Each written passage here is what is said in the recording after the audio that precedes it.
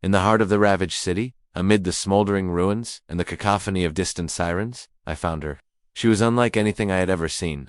Her skin shimmered with an otherworldly pearlescent glow, and her form, though humanoid, was elegantly alien. She was trapped, her slender leg pinned beneath a colossal slab of fallen concrete from what was once a skyscraper. Her cries echoed through the desolate streets, a sound that was both beautiful and heart-wrenching, a melody of pure agony that tore at my soul.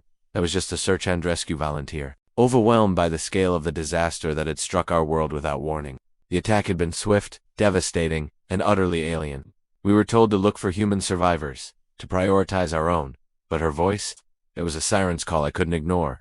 As I got closer, the details of her being became clearer. Her hair was like spun silver, and her eyes, large and almond-shaped, were the color of a twilight sky, swirling with purple and gold. Tears that looked like liquid starlight streamed down her face. Every muscle in her body was tense with pain. She thrashed against the unyielding weight, her screams intensifying with each movement. My training told me to be cautious. She was one of them, the invaders. But my humanity, or what was left of it, saw only a being in desperate need of help. I approached slowly, my hands raised to show I meant no harm. "Easy now," I said, my voice barely a whisper against her cries. "I'm not going to hurt you. I want to help." She didn't seem to understand my words, her frantic gaze darting around, lost in a world of pain.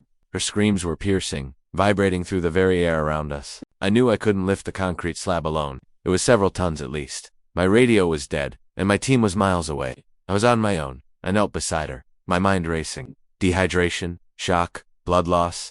Even if she was an alien, the basic principles of trauma must be similar. I needed to calm her down, to stop her from exhausting herself. Her movements were making her injuries worse. Instinct took over. Without a second thought, I reached out and gently placed my hand on her shoulder. The moment my skin touched hers, a jolt, like a powerful static shock, shot up my arm. But it wasn't painful. It was warm. And in that same instant, she fell completely silent. Her screaming stopped so abruptly it left her ringing in my ears. Her body, which had been writhing in agony, went still. Her large, luminous eyes snapped to mine, wide with a mixture of shock and disbelief. The silence was profound. The only sound was the wind whistling through the skeletons of buildings. I expected her to lash out, to see me as a threat.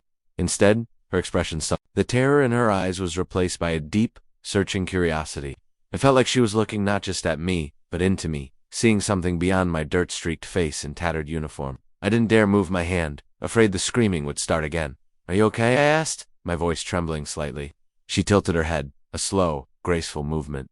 She still didn't seem to understand my language, but there was a flicker of comprehension in her gaze. A soft, melodic hum started to emanate from her, a low thrum that vibrated through my hand and up my arm. It was strangely soothing. The pain hadn't vanished from her eyes, but it was muted, pushed to the background by this new, unexpected connection between us. My touch seemed to be acting as some kind of analgesic, a biological anomaly, a species-specific reaction. I had no idea. All I knew was that as long as I was touching her, she was calm. I slowly moved my hand from her shoulder to her forearm, stroking it gently. The pearlescent skin was cool and smooth, like polished stone. With my other hand, I pointed to myself. "Leo," I said. "My name's Leo." I then gestured to her. "What's your name?" She watched my lips, then looked back into my eyes. After a moment, a sound escaped her lips. Not a scream, but a single, perfectly formed word. It sounded like music. "Lyra," she said. The name hung in the air, beautiful and strange. A connection was forming, a fragile bridge between two worlds built on a foundation of shared trauma and a simple, humane touch. I knew I had to get her out. I examined the slab of concrete again. There was no way I could lift it, but maybe I could create a lever. I spotted a long, sturdy-looking steel beam nearby. "Okay, Lyra," I said, more to myself than to her. "I'm going to get you out of there, but I need to let go for a minute. Is that okay?" I pulled my hand back slowly. As soon as the contact was broken, a pained whimper escaped her lips and her body tensed. The agony was flooding back. No, okay. "I'm sorry," I said quickly, placing my hand back on her arm. The calm returned instantly. The melodic hum started again. This was a problem. I couldn't leave her to get the tools I needed. My mind raced. How could I maintain contact and work at the same time? I looked down at my feet, at her pinned leg. Maybe I didn't need to let go completely. I shifted my position, sitting down on the rubble beside her.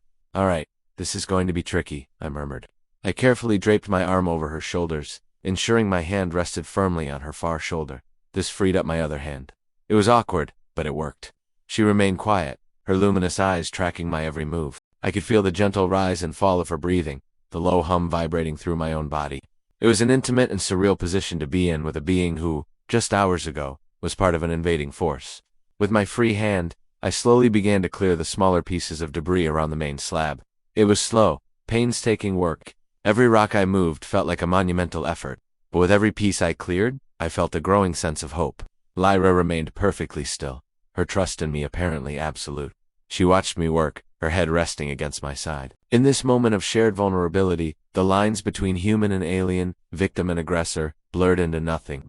We were just two living beings, caught in the aftermath of a catastrophe, one trying to save the other. Hours seemed to pass. The sky began to darken, painting the ruins in shades of orange and purple that mirrored the colors in Lyra's eyes.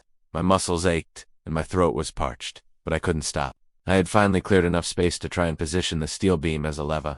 It took all my strength to drag it into place. Using a chunk of broken curb as a fulcrum, my arm was still draped over her, a constant, reassuring presence. "Okay, Lyra," I panted, my free hand gripping the end of the beam. "This is it. This is going to hurt, I think. I'm going to try and lift it just enough for you to pull your leg free. You have to pull." I mimed the motion of pulling her leg out. She gave a short, single nod,